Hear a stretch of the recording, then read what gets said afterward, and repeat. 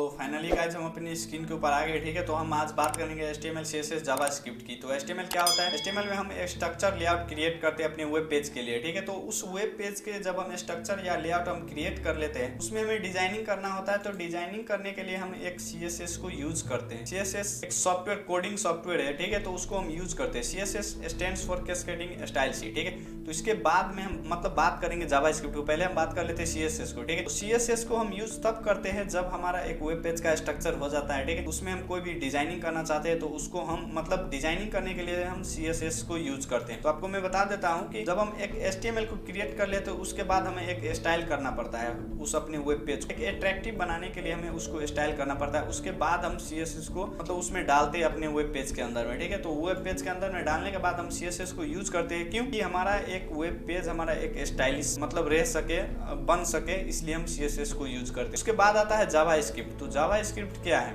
Yes, JavaScript इसका full form है। ठीक है, तो जावास्क्रिप्ट हम इसलिए यूज करते हैं जब हमारा ये दोनों का काम हो जाता है। ठीक है, CSS और HTML को जब काम हो जाता है तो हम बात कर लेते हैं कि ये हमारा वेबसाइट काम कैसे करेगा, वर्क कैसे करेगा। ठीक है, तो ये काम कराने के लिए हम यूज करते हैं किस चीज का? जावास्क्रिप्ट का। जावास्क्रिप्ट का हम यूज करते हैं। ठीक है, उसके बाद हमारा क्या होता है कि जब हमारा वेब पेज हम कोई भी मतलब अपने वेबसाइट होस्टिंग या हम जब डोमेन लेकर हम अपने वेबसाइट को जब हम पोस्ट करते हैं तो उसके एक बैकएंड का भी बहुत बड़ा रोल होता है। ठीक है, तो जब हम कोई भी मानिए कि HTML में हम मतलब एक फॉर्म को डिजाइन किया, ठीक है, लेआउट बनाया फॉर्म का, उसके बाद हम डिजाइन किया CSS में डिजाइन किया, उसके बाद हमारा वो फॉर्म का मतलब एक बटन होता है सबमिट कहकर। ठीक है, तो जब सबमिट को हम वहां पर यूज करेंगे तो ये सबमिट बटन काम कैसे करेगा, इसके लिए हम जावास्क्रिप्ट को यूज करते हैं। मैं बताऊं अपने नेक्स्ट स्लाइड में। ठीक है, तो आप देख सकते हैं, इस तीनों का समझने का कोशिश कीजिए। उसके बाद हम आगे बात कर रहे हैं HTML के ऊपर। ठीक है, तो HTML क्या होता है? HTML stands for hypertext markup language.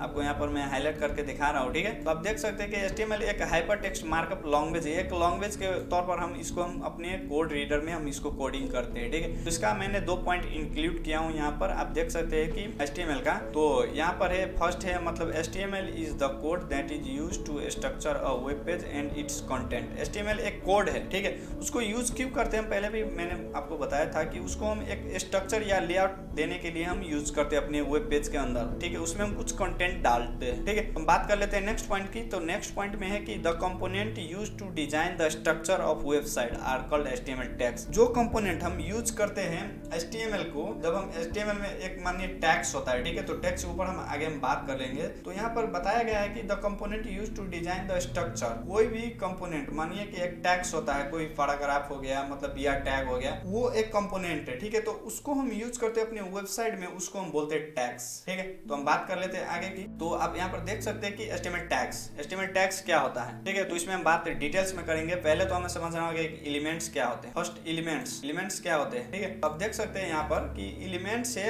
ये एक टैग है। ये टैग कौन सी टैग है? ये ओपनिंग टैग है ये। ठीक है, ये इसका क्लोजिंग टैग है। आप यहाँ पर देख सकते हैं ये जो बीच में ये एक मतलब आपका उसका कंटेंट हो गया। ठीक है, तो इस दोनों मतलब ओपनिंग टैग्स और क्लोजिंग टैग्स को हम क्या बोलेंगे? एलिमेंट बोलेंगे। ठीक है, एलिमेंट बोलेंगे इसको हम। एलिमेंट होल का ये जो है मतलब P मतलब पैराग्राफ होता है। ठीक है, तो P मतलब क्लोजिंग P जो है वो उसको हम मतलब दोनों को बोल सकते हैं कि ये एक एलिमेंट है। ठीक है, तो ये हो गया ओपनिंग टैग, इसको हम ओपनिंग टैग बोलते हैं, इसको क्लोजिंग टैग बोलते हैं। इसके बीच में के हम मतलब उसको कंटेंट बोलते हैं। ठीक है, तो आप देख सकते हैं, मैं नेक्स्ट स्लाइड में चलने की कोशिश करता हूँ। यहाँ पर हम एनालाइज करेंगे HTML स्ट्रक्चर की। ठीक है, तो HTML स्ट्रक्चर में क्या होता है कि आपको वहाँ पर एक डॉक टाइप HTML होता है, उसके बाद HTML head, title, head, body. ठीक है, उसके बाद HTML क्लोजिंग होता है। इसमें हम बात कर लेते हैं कि डॉक टाइप HTML किस चीज के लिए होता है, HTML किस चीज के लिए होता है, हेडिंग किस चीज के लिए यूज होता है। तो आप यहाँ पर देख सकते हैं कि डॉक टाइप HTML है जो वो एक मतलब आपको ब्राउजर को वर्जन को मतलब आपकी ब्राउजर जब हम कोई भी मतलब वेब पेज को हम डिजाइन करते हैं HTML के ऊपर, तो वहां पर हमें पहले लिखना होता है कि डॉक टाइप HTML। ठीक है, तो डॉक टाइप HTML डिक्लेयर करता है कि आपकी ये कौन सी मतलब वर्जन हम यूज कर रहे हैं डॉक टाइप का। तो ठीक है, ये डॉक टाइप जो यहाँ पर हम फिलहाल लिखे तो ये डॉक टाइप है, तो आपको ये वर्जन 5 यूज हम कर रहे हैं। ठीक है, तो HTML क्या होता है? अब हम बात कर लेते हैं सेकंड पॉइंट की। तो HTML है ये एक आपका HTML एलिमेंट मतलब रूट्स है। इसके अंदर हम कुछ काम करेंगे तो हमारा मतलब पेज पर शो होगा। ठीक, तो इसके मतलब पूरा HTML का जड़ जो है ना, जड़ जिसको हम रूट बोलते हैं, वो आपको HTML का ओपनिंग टैग्स और क्लोजिंग टैग्स हो गया। आप यहाँ पर देख सकते हैं क्लोजिंग टैग्स। मैंने पहले भी बात किया था कि एक ओपनिंग और एक क्लोजिंग टैग होता है। ठीक है, एक होता है विदाउट क्लोजिंग मतलब उसमें कोई भी कंटेंट नहीं होता है, उसको हम आगे समझेंगे। ठीक है, यहाँ पर हम बात नहीं करेंगे उस चीज को, लेकर, ठीक है। तो यहाँ पर थर्ड पॉइंट में देख सकते हैं कि हेड है। तो हेड हम किस चीज के लिए यूज करते हैं, हेड में हम जिस चीज को यूज करते हैं वो हमारा वेब पेज पर शो नहीं होता है। सिंपल सी बात आप समझिए, ठीक है। इसमें मेटा टैग्स हो गया, टाइटल हो गया, हमारा पेज का लिंक हो गया, ये सब हमारा शो नहीं करता है, ठीक है। आप यहाँ पर देख सकते हैं कि अब हम मतलब फोर्थ पॉइंट में चलते हैं बॉडी। बॉडी में क्या होता है कि हम बॉडी में जो भी चीज हम काम करते हैं बॉडी के अंदर, ठीक है। तो बॉडी के अंदर जो भी चीज हम काम करते हैं तो हमारा मतलब वेब पेज के ऊपर मतलब फ्रंट एंड में आपको वो दिख रहा होता है, ठीक है। जैसे कि मैंने पैराग्राफ वहां पर टाइप किया हो, ठीक है, उसमें हम कुछ हेडिंग डाला हूं, इस चीज के लिए हम इस चीज को हम यूज करते हैं, ठीक है। तो यहाँ पर हम कुछ पॉइंट्स की बात कर लेते हैं, कुछ HTML के जो कि बेहद काम आता है, ठीक है। तो आप यहाँ पर समझ सकते हैं। पहला पॉइंट है कि HTML tag parent of head and body tags. यहाँ पर देख सकते हैं आप, parent and head of body tags. आपको मैंने पहले बताया था कि HTML जो टैग है वो एक ओपनिंग और क्लोजिंग टैग है, उसके अंदर ही हम कुछ काम करते हैं। उसमें हमारा को एक हो जाता है मतलब हेडिंग टैग, उसके बाद होता है बॉडी टैग्स, ठीक है। तो हेडिंग टैग में हमारा कुछ नहीं शो होता, मैंने पहले बता दिया। बॉडी टैग में जो भी चीज हम करते हैं वो हमारा वेब पेज के ऊपर शो हो रहा है, ठीक है। इसको हम पेरेंट टैग हम बोलते हैं HTML में, ठीक है। तो सेकंड पॉइंट में चलते हैं। तो most of the HTML elements have opening and closing tags when content in between. आप देख सकते हैं कि जैसे मैंने P को लिया था, मैंने P यहाँ पर लिया हूँ, ठीक है। तो इसके बीच में हमारा एक कंटेंट होता है, ठीक है, कंटेंट। उसके बाद होता है कि क्लोजिंग टैग होता है वहां पर, ठीक है। इसको हम इस तरीके से क्लोज करते हैं। ये हमारा इस बीच का कंटेंट होता है, वो एक HTML का मतलब कुछ पॉइंट्स में इंक्लूड किया हूं मैंने। ये एक ओपनिंग टैग है, एक क्लोजिंग टैग है, ठीक है। आपको मैंने पहले भी बता दिया था। थर्ड पॉइंट क्या है कि some tag have not content in between, example BR